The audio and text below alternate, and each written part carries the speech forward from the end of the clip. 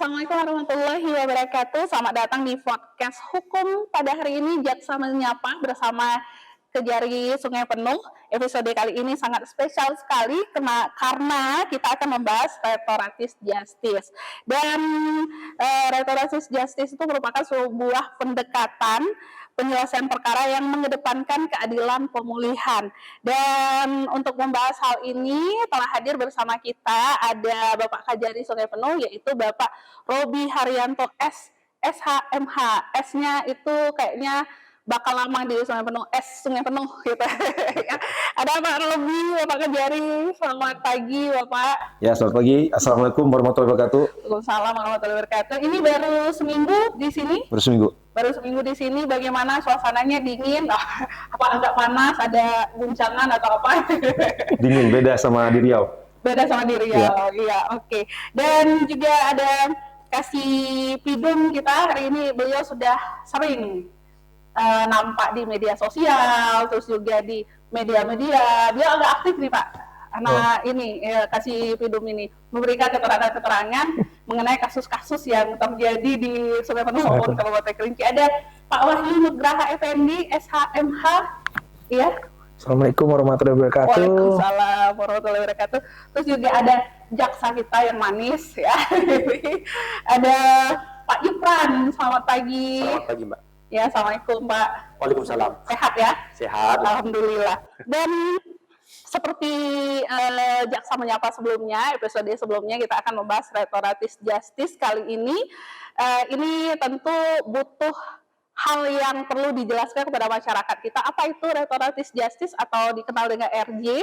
Karena masyarakat kita masih kayaknya asing ini Pak. Saya masih awam gitu. Ada beberapa orang yang baru kenal atau pernah mendengarkan RJ. Mungkin teman-teman di sini juga baru ada yang tahu gitu. Secara umumnya kita pertanyakan kepada Pak Kejari kita, Pak Robi yang baru beberapa waktu di sini ya. Ini apa itu RJ sebenarnya secara umum Pak? Bisa dijelaskan kepada masyarakat kita yang menonton kita pada hari ini Pak. Baik, terima kasih Mbak. Mungkin kalau saya buka pertama dasar hukumnya RJ di Kejaksaan itu ada pertama Undang-Undang Kejaksaan nomor 11 tahun 2021 tentang perubahan Undang-Undang nomor 16 tahun 2004 tentang Kejaksaan. Kemudian ada KUHP, Kitab Undang-Undang Hukum Acara Pidana, Undang-Undang nomor 8 tahun 1981. Kemudian Perja nomor 15 tahun 2020 tentang penghentian penuntutan berdasarkan keadilan restoratif. Nah, di sini filosofinya RJ ini adalah pergeseran dari paradigma pembalasan ke pemulihan, restitusi dan restorasi. Dengan mengutamakan penyelesaian perkara secara damai melalui dialog dan mediasi antara korban, tersangka, dan pihak-pihak terkait. Tujuan utamanya adalah memulihkan hubungan yang rusak akibat tindak pidana. Nah, di sini kita melibatkan para pihak, bukan jadi melibatkan ada tokoh masyarakat, tokoh adat. Sehingga di sini kenapa kita melibatkan tokoh adat? Barangkali sini ada fungsi pengawasan nanti setelah mereka berhasil dipulihkan, pengawasan diserahkan kepada tokoh adat atau tokoh masyarakat. Jadi sebelum sampai yang lebih jauh nanti didiskusikan atau dirembuk dulu gitu Pak? Ya, jadi dalam proses nanti kita melibatkan para pihak di sini. Salah satunya tokoh adat, karena di sini apalagi Kerinci ya, adatnya satu kental itu. Kalau apabila dengan adanya pelibatan itu tokoh adat ikut bagian dari sistem. Iya, ini baru seminggu di sini tapi sudah searching ya. Udah searching ini. Dan kenapa itu Pak Kejaksaan Negeri Sungai Penuh sendiri itu menempatkan RJ itu sebagai program yang strategis gitu Pak? Sebenarnya bukan Kejaksaan Sungai Penuh, ini perintah dari pimpinan program dari Pak Jaksa Agung. Ya. Di sini tujuannya ada efisiensi yang terarah pada social welfare, maksimalisasi kesejahteraan rakyat dan good law, hukum yang baik. Adanya alternatif yang lebih manusiawi melalui penghentian penuntutan ini membuka ruang yang sah menurut hukum bagi pelaku dan korban secara bersama merumuskan penyelesaian permasalahan atau permasalahan guna dilakukan pemulihan keadaan semula. Nah, di sini antara korban itu sepakat. Jadi kita memanusiakan manusia gitu. Pelaku tidak pidana itu tidak harus dihukum. Mungkin kayak pencurian, sebabnya apa? Oh, karena faktor ekonomi. Mungkin anaknya butuh susu. Nah, di sini kita hadir, negara hadir. Ada alasan-alasannya mungkin yang masuk di akal juga, keterpaksaan melakukan hal itu gitu ya Pak ya. Ada nilai-nilai yang bisa diambil di sana mungkin menjadi pertimbangan seperti itu untuk dilakukan RJ seperti itu. Nah, namun syarat-syarat RJ pun ada juga diatur dalam Perja nomor 15 tahun 2020. Yang pertama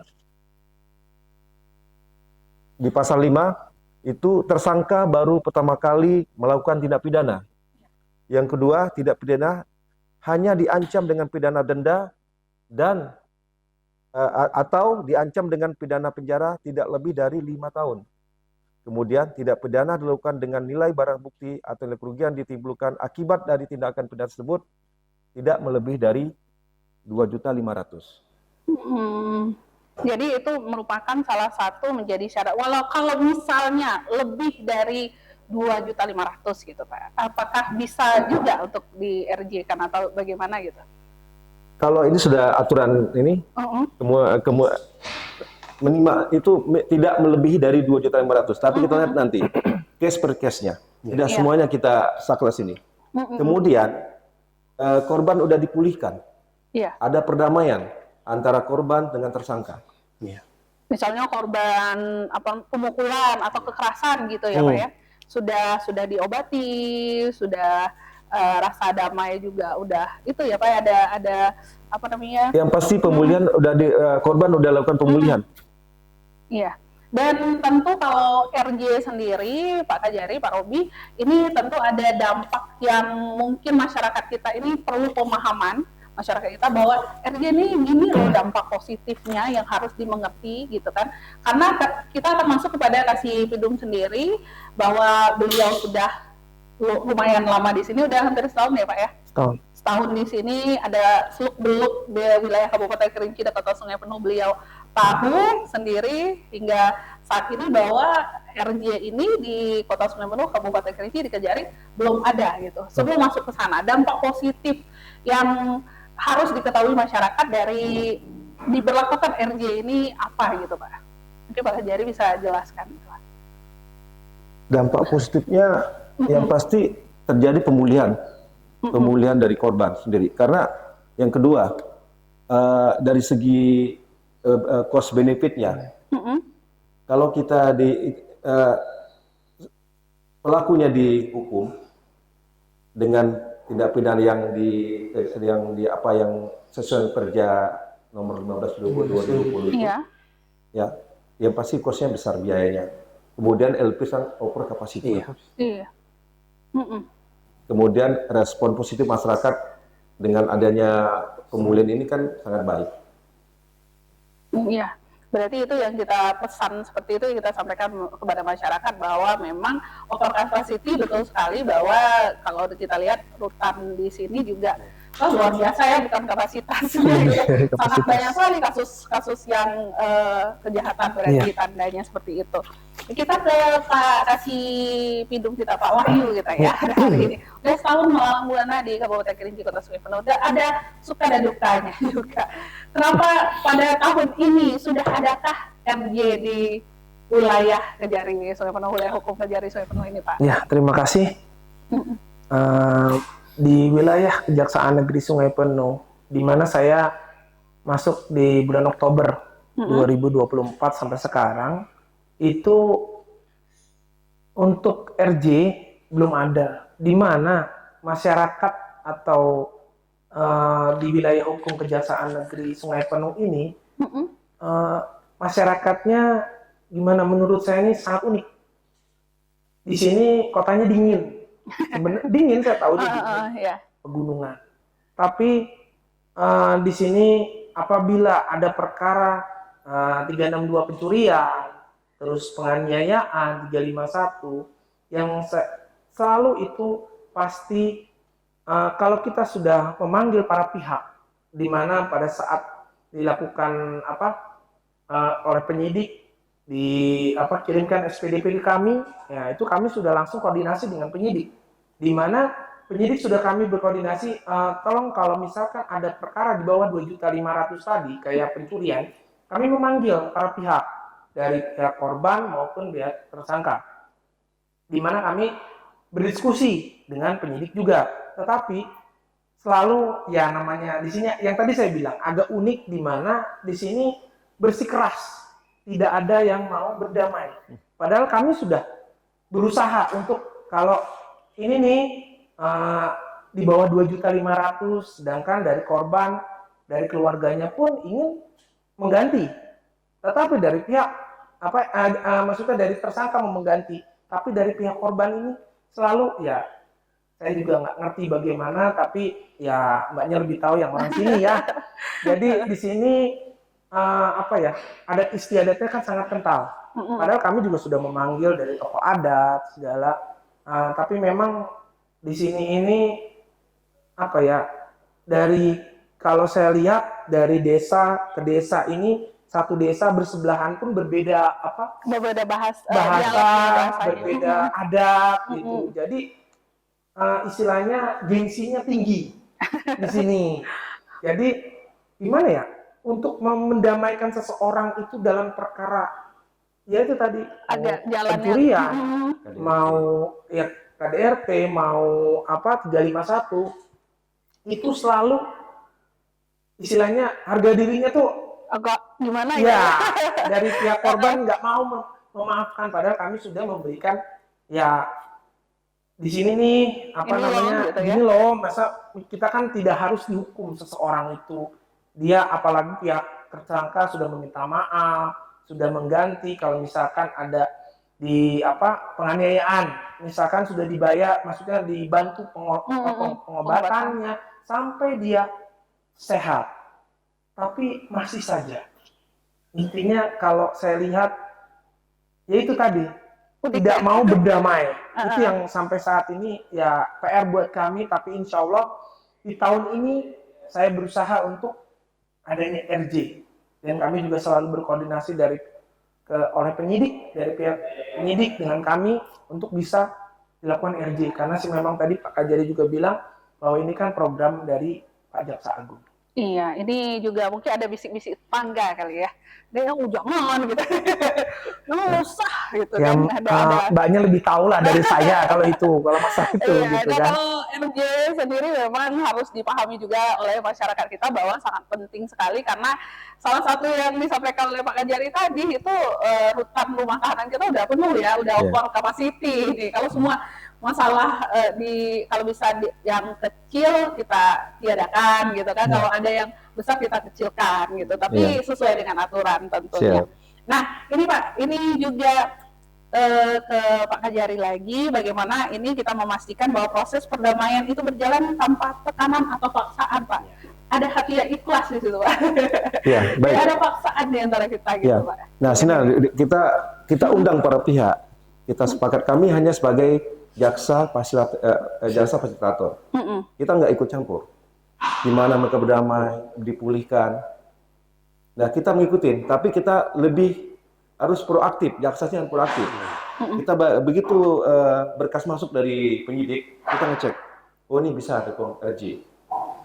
Saat RJ terpenuhi. Satu lagi yang paling fatal untuk RJ itu tersangka baru pertama kali melakukan tindak pidana. Pertama ya. Nah, kalau sudah terdetek di CMS kita, sistem terpadu, itu nggak bisa kita lakukan RJ, tetap diproses. Nah, di sini kita makanya saya bilang peran serta masyarakat, tokoh adat, tokoh agama sangat di kita ini. Makanya saya udah bicara sama Pak Kasidun hari Senin kemarin, di mana kita coba merangkul tokoh-tokoh adat. Kita akan mendatangi tokoh adat itu.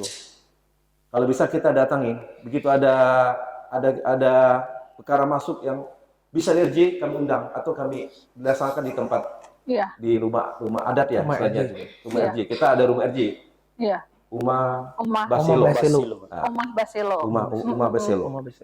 Iya, dan itu salah satu menjadi hal yang difasilitasi oleh Kejaksaan Penuh, Negeri ya. Sungai Penuh untuk melakukan salah satu kegiatan RJ RJ, tadi ya. ya. Kalau ngomongin masalah Rumah Basilo, ini juga ada Bapak Jaksa kita di sebelah. Beliau lebih paham kayaknya, ada senyum dari tadi ya.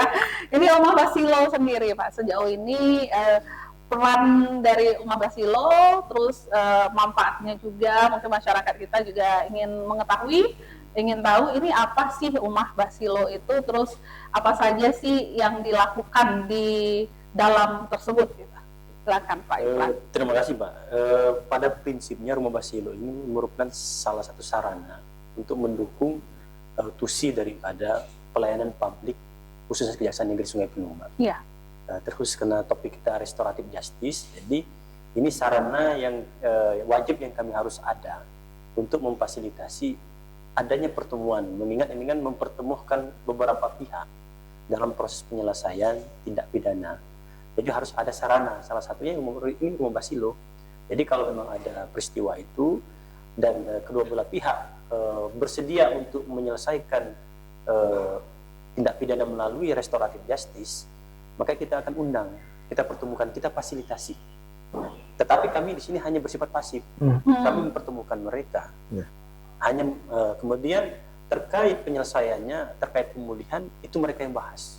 Ada kesepakatan ya kita fasilitasi, kita beradministrasinya, dan jika itu berhasil maka kita akan tindak lanjut sesuai tahapan selanjutnya. Tapi selain daripada itu, Rumah Basilo juga berperan penting untuk pelayanan publik, Mbak. Jadi apapun bentuk, contohnya kita juga memfasilitasi terkait apabila ada masyarakat membutuhkan pelayanan hukum, informasi-informasi terkait kinerja kami, baik itu semua bidang, baik bidang tindak pidana umum, perdata maupun pitsus, ya Rumah Basilo salah satunya. Salah satunya. Berarti sudah digunakan, sudah dimanfaatkan juga ya. Rumah Basilo ini. Dan juga kepada masyarakat kita juga kita harapkan kalau ada RJ, kalau ada saran dari pihak Kejaksaan Negeri Sungai Penuh pada masyarakat Kabupaten Kerinci dan Kota Sungai Penuh yang mungkin sedang terlibat kasus atau hal-hal yang mungkin bisa di-RJ-kan, sebaiknya di-RJ-kan. Agak mendinginkan hati ya Pak, karena suasana kita dingin. Ini kebanyakan kalau biasanya Pak, kalau dingin ini kita suka makan sup Pak. Jadi panas di dalam, luar dingin. Seperti itu. Nah ini Pak, apa mungkin juga ini indikator bahwa proses mediasi RJ ini benar-benar memenuhi prinsip yang sukarela. Berarti orang tuh memang ikhlas gitu, Ikhlas, ya. Gitu. Bagaimana Pak? Gitu. Mungkin secara teknis kasih Bidung mungkin mengetahui hal itu. Gitu. Oh iya. Indikatornya bagaimana? Gitu. Ini kalau misalkan untuk indikatornya masyarakat itu kita lihat aja pada saat kan kita misalkan ini contohnya misalkan 351 lah penganiayaan. Perkara penganiayaan pasti kan pertamanya itu ada perseteruan lah pasti ya. Iya. Di sini biasanya antar keluarga biasanya. Di sini kalau di sini yang saya lihat itu antar keluarga, mau sepupu, mau kakak adik itu sama aja. Nah itu pasti nanti atau sebelah rumah itu biasanya kemarin kayak waktu tetanggaan di daerah mana Sungai Liuk ya kalau nggak salah itu ada sebelah rumah sampai kami waktu itu rekon kami waktu itu sampai di situ ya kalau kata orang sini apa belago ya, berantem tuh apa? Berantem belago ya. Ya belago ya. Gitu ya. Cakar-cakaran gitu lah. Gitu ya. Apalah itu bahasa sini belago apalah itu namanya. Nah, di situ saya lihat antar ibu-ibu ini. Oh iya. Ibu-ibu. Nah, di sini kebanyakan ibu-ibu banyak dari orang tua pun ada. Orang tua dan umur 60 tahun pun ada gitu loh. Jadi saya lihat di sini tolonglah dari masyarakat jangan selalu mengandalkan emosi, mengandalkan ego, dan tolong istilahnya kan masih saudara.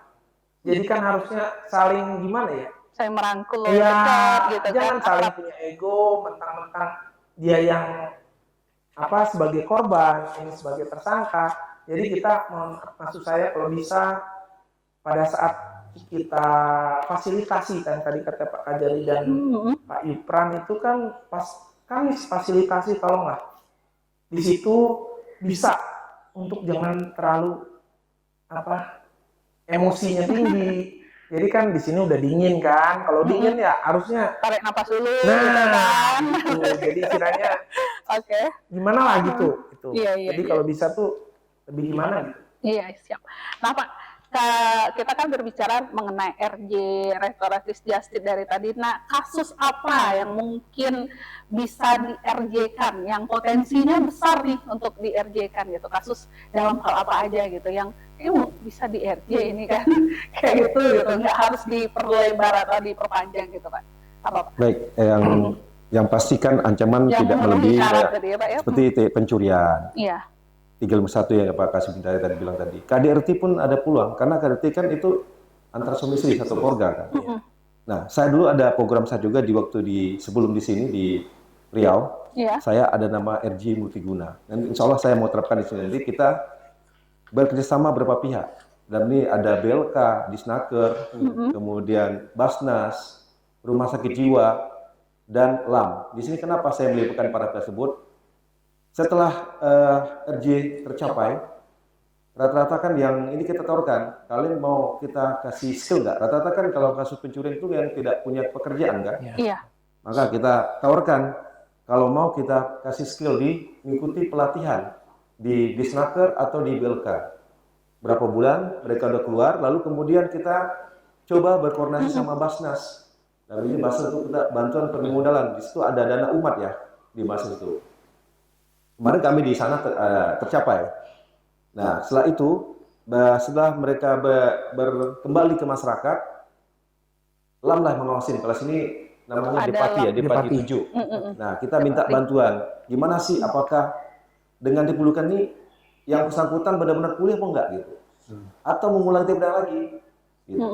Nah, jadi insya Allah dalam waktu dekat juga kita akan mengadakan MOU dengan Pemko dan Pemkab Kerinci untuk pelaksanaan RJ ini, mana tahu ada yang tercapai gitu. Dan juga untuk sanksi sosial ya, ada tindakan kan, ada sanksi tuh RJ itu. Nah, nanti kami serahkan kepada tokoh masyarakat. Nah, ini berkata nyambung dia berhubungan dengan pemberlakuan undang-undang yang baru, KUHP baru. Itu ada tindakan sosial. Mungkin dalam waktu dekat juga kita ada MOU antara kejaksaan dengan pemerintah daerah. Agar hal ini tercapai dan juga Ada kedamaian. tindakan sosial nanti. Iya. Jadi ada kategori pidana nanti, ada 1, 2 bisa dipenjara. Ini sosial, nanti pengawasan nanti diserahkan kepada dinas sosial kabupaten atau kota. Nah, itu juga sudah dijelaskan oleh Pak Kajari kita mengenai hal-hal tentang restoratif justice. Para pemirsa yang sedang menonton kita, tentunya podcast kita pada hari ini di Jaksa Menyapa bersama Anyus. Dan juga jikalau misalnya ini ada pendekatan nggak, kalau misalnya awalnya korbannya nggak mau di RJ gitu, dan mungkin ada mekanisme mungkin dari Pak Jaksa, mungkin juga ada kan mekanismenya, terus edukasi atau pendekatan kepada korban nih, kayaknya apakah awalnya menolak atau gimana gitu, akhirnya bisa jadi gitu.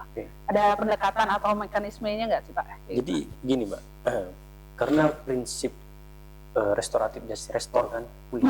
Kemudian. Jadi pada dasarnya harus bagaimana pulih dulu sakitnya korban. Iya. Sakit ini kan bisa badan, bisa juga barang. Kalau dari awal tidak pulih, karena syarat utama pulih. Kalau tidak pulih, sudah dipastikan itu tidak bakal terjadi perdamaian. Iya. Nah, tapi persoalannya timbul, pulih ini kan sifatnya itu tergantung siapa korban. Ya. Kalau memang pulih itu hanya sebatas kerugiannya saja, saya rasa perdamaian mungkin bisa tercapai. Tadi, dan kadang-kadang kalau sudah menyebar ke masyarakat, itu biasanya ada beberapa pihak-pihak yang masuk. Nah, itu kita tetangga, diskusi tetangga itu kadang-kadang, mohon maaf kan kita tidak bisa menilai ukuran baju orang. Tetapi kalau kembali ke nilai awal, restor pulih, berarti pulih itu sama seharusnya. Jadi kita minta juga peran serta masyarakat di sini untuk mendukung bahwa bagaimana negara sekarang memberi solusi dalam penyelesaian tindak pidana, tidak hanya penghukuman. Tadi kan kalau penghukuman ini ya, menghukum orang, tetapi efek daripada outcome untuk ke depan seperti apa? Kalau hanya menghukum, ya biaya negara habis. Yang bersangkutan belum tentu berubah. Tetapi dengan adanya restoratif justice, kita melibatkan peran serta masyarakat bahwa ada solusi alternatif lain. Bahwa ini salah satu solusi yang bisa dimanfaatkan. Memang ada, kita kan ketimuran. Kita selalu menyelesaikan masalah melalui musyawarah. Ini restoratif ini. Kita libatkan kedua belah pihak, pelaku maupun korban, masyarakat, tokoh adat, tokoh masyarakat, untuk menyelesaikan persoalan ini. Bagaimana supaya keadaan semula bisa tercapai. Nah, tapi kan ada syarat ketentuan, Mbak. Mungkin secara aturan formil seperti ini, tapi syarat di luarnya ada juga. Nanti kalau memang itu bisa tercapai, kita juga minta masukan dari, mohon maaf, tetangga pelaku. Bagaimana keadaan di lapangan seperti apa? Iya. Layak tidak pelaku ini kita restoratif RJ-kan? Kalau kata tetangganya nggak layak, ya nggak bisa juga, Mbak.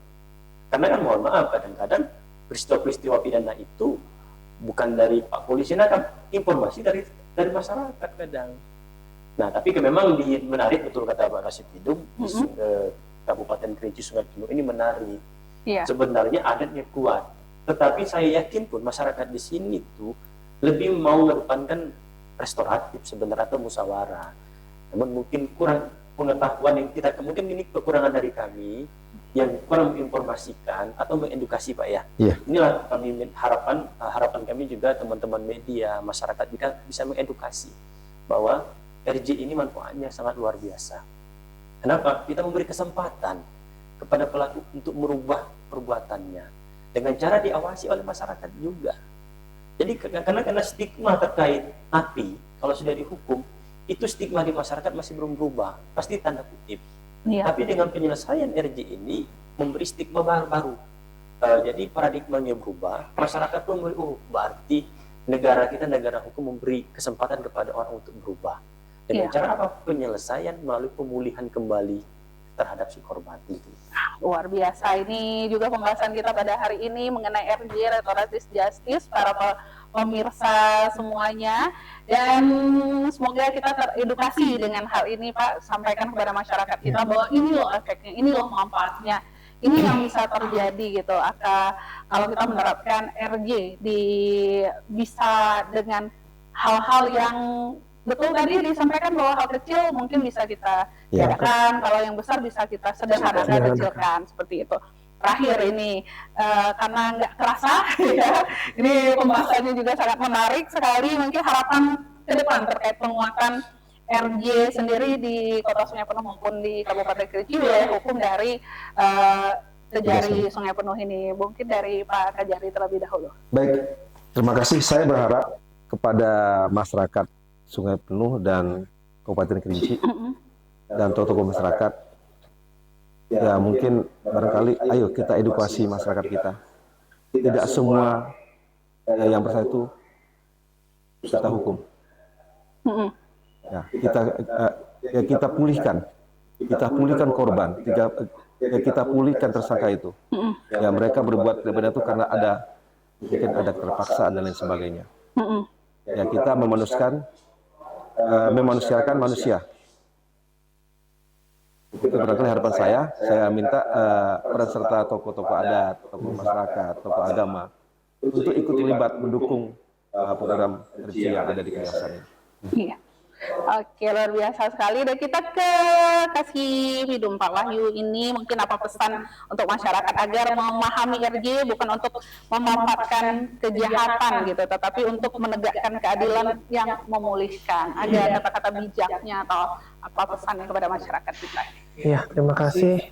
Saya berharap kepada masyarakat Kota Sungai Penuh pun kepada masyarakat Kabupaten Kerinci, agar di mana kami selaku penegak hukum di sini menitik beratkan apabila ada perkara-perkara yang tadi sudah kami jelaskan, itu cobalah berdialog dulu untuk melakukan mediasi dengan para pihak dari korban maupun tersangka.